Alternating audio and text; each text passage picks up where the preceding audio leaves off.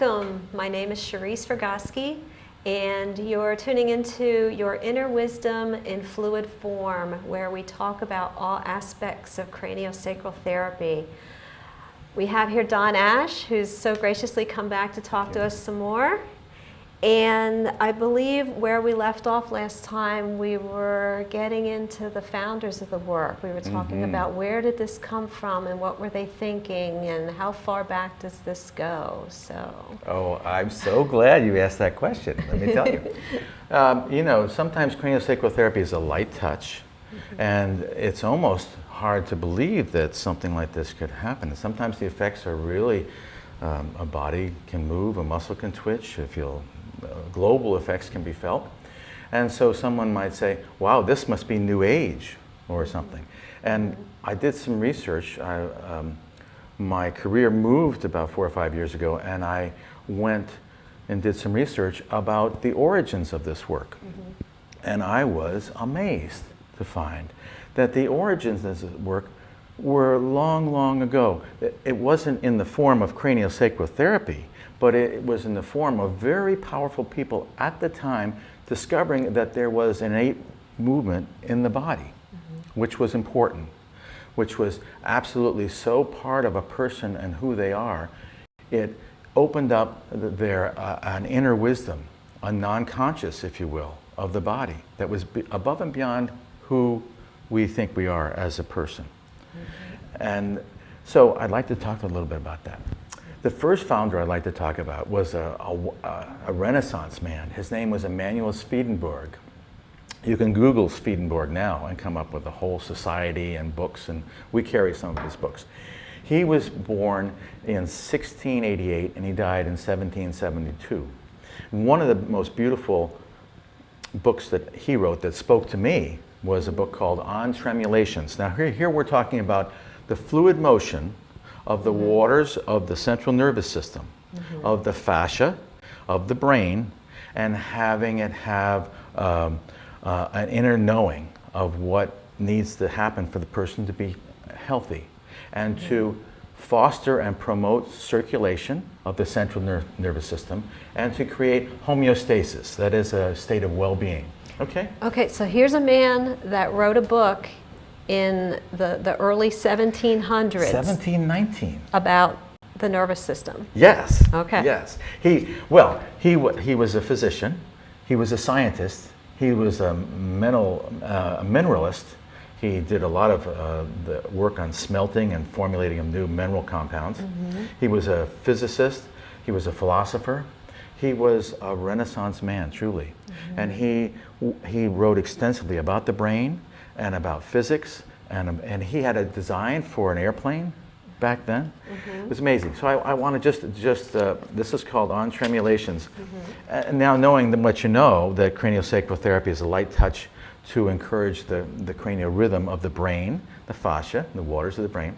Listen to this, that no part of the body can be touched without communicating the touch of the dura, the pia, that is the membrane of the brain, and that nothing can be touched in this membrane without communicating it to the whole body.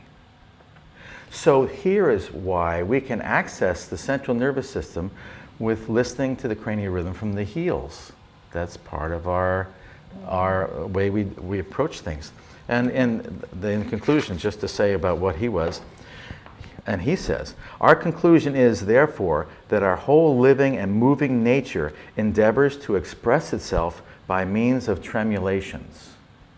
And tremulations he defined as subtle rhythmic motions in the waters of the brain that communicate information from one cell to the other like lightning. Sounds a lot like craniosacral therapy. And you know, it does. And he stressed the importance of anatomy, and he stressed the importance of waters of the brain. And now here comes our next guy. The next guy is Andrew Taylor Still. He's the founder and father of osteopathy.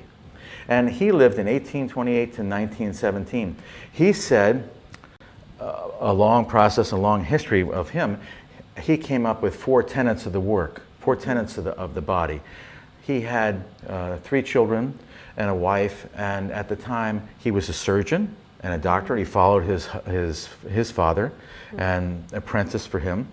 He was a Civil War surgeon, and part of the treatment approach for this situation that came about the country, they called it the flux. We now know it as meningitis. And the treatment at that time was the administration of arsenic, which we know is a poison. And so his 3 children came down with the flux, as did his wife, and they were administered arsenic and they all perished. So his autobiography says that he's had a dark 10 years. He came out of that saying there's got to be another way. Something has got to be done. And he said, he looked at the bones, the alignment and movement of the bones, and he said that structure follows function, the body is a unit, the body heals itself, and the body is self-regulating. And the waters he called cerebral spinal fluid the river of life. And he said the waters of man, the soul of man lives in the waters of the fascia. Wow, and this is the founder of osteopathy. Yes, yes. And his famous quote is saying, "He who is able to reason must know that unless withering fields are irrigated at once, all hope for a harvest of health is lost." And what does he mean by that? He meant that in order to have the brain function as a whole unit, a field of produce, we need to flood it with circulation. And the water is the cerebral spinal fluid, and it gives nutrition to the brain. It's the water of our tomatoes of our head. And here comes the next person is William Garner Sutherland. He's the father of cranial osteopathy. He was a student of Sutherland. Andrew Taylor Still. Of Andrew Taylor Still. He was born in 1873 and died in 1954. And he said, I just happen to have this other little skull. He said, structure follows function. That's what Andrew Taylor Still says. Well, if that's the case, why is the skull, why does it have different bones? Why isn't it just a coconut? Well, it's got these sutures, he's got these joints. And he looked at the temporal bones and the beautiful sphenoid bone, and he said, my God, these bones look like they're designed to move. They look like the gills of a fish. The gills of a fish move throughout life. This must be why it is. And so he spent the remainder of his life experimenting. His wife wrote a lovely book called With Thinking Fingers. And she documented also his exploration. Yeah, and he put a in the old days, this is 1902, 1903, and in the 1910s around there, the baseball gloves was like a great big pizza pie. He put the baseball glove around his head, strapped it on. He also took his wife's beautiful butter bowl that they churned butter with, carved out one section of it, put it on his head, and put straps around it so it would limit the motion of one side of his head. So what did people think of this at this time? Well, they thought he was a nut. And then he would ask his wife to record what would happen. And so one of the pioneers, we have to say, one of the pioneers of the work in craniosacral therapy is Mrs. Sutherland, because she had to live with this funny man. And so what he experienced was, he experienced head pain. You would too if you had a wooden bowl in your head, right? But he had a word retrieval loss, changes in his vision, longitudinal spinal back pain, and he had a lot of the symptoms that his patients were presenting with. Wow. And so from that reasoning, he said these bones and the motion of the skull must be important for health. And so he started formulating, using his hands to use the bones as handles to access this beautiful membrane inside the skull, called the meningeal membrane. And so he called cerebral spinal fluid, he called it the breath of life. And he said that in order for health, there had to be reciprocal tension mechanism. So there had to be a balance between the occiput and the sacrum. And he called the movement in the waters of the brain tides, as if they were water and ocean tides. And he said what we need to do is we need to be still and know. And if we be still and we listen to the body, it will express itself.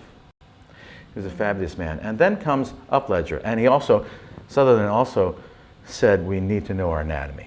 We need to learn our anatomy. Okay, so everybody's stressing anatomy. It really they all sounds are. Like, they all are. And here comes my direct teacher, John Upledger. He was born in 1933. He died most recently in 2012. He was a wonderful friend. He was my teacher. He was my friend. He wrote the introduction to my first book, Lessons from the Sessions. He was a fabulous man. He was an osteopath, and he wanted to be a surgeon.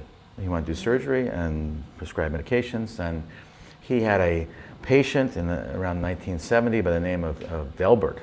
And this man had pain in his legs of unknown origin. And they saw a neurosurgeon, and the neurosurgeon said, I did see this one time in a rotation in Japan, and what it was, there was a piece of calcific plaque in the neck that was strangulating the central nervous system, affecting the nerves most distant, and namely the feet. So they did a myelogram, and they did find this piece of calcific plaque.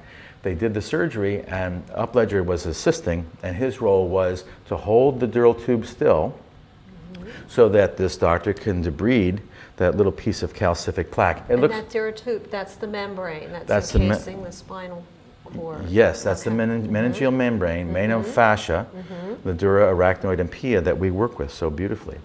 And so they opened the spine up with what they call laminectomy, and they opened the spine up.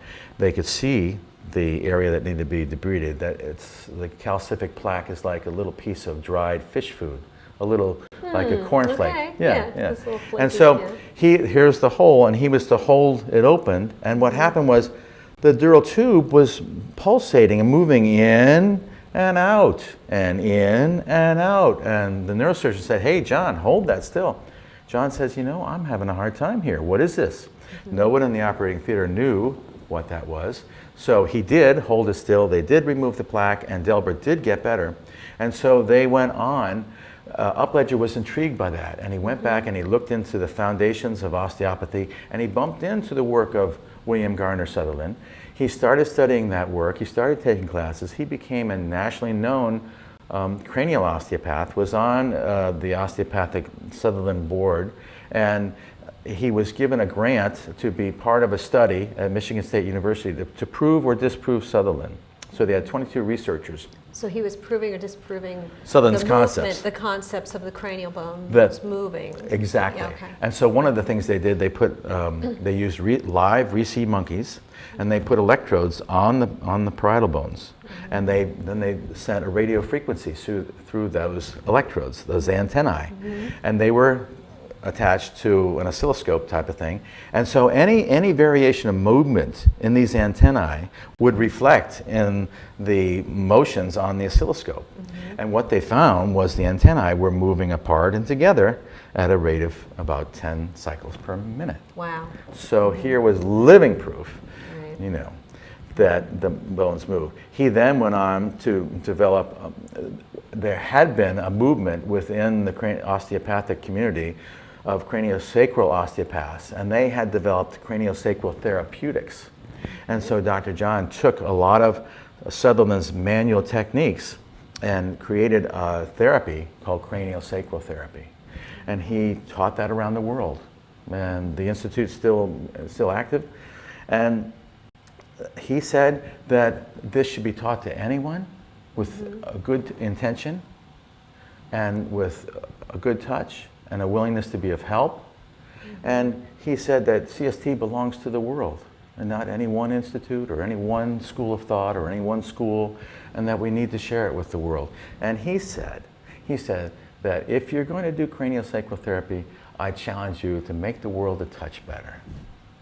And it's from that he also introduced some really beautiful, he talked about intention. The touch is so light. Why can we have an effect if the touch is so light?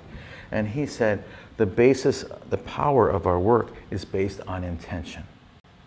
And he said that there's a consciousness in the body and a non-conscious. And we can access the non-conscious of the body by way of the cranial rhythm, because the cranial rhythm changes and moves by way of the consciousness, the non-conscious of the inner workings of the body. Going back to the other founders that said the origins of the cranial rhythm are in the divine and come from our innate nature. This sounds like another episode. It is. It is. Okay. Thank you so much. You're We're going welcome. to continue on with this in our next installment of the series. My name is Cherise Vergoski. This is Don Ash here with me. I hope you tune in next time to your inner wisdom in fluid form. Thank you. Thank you, Cherise. Check in again for more episodes on your inner wisdom in fluid form. Thanks for listening.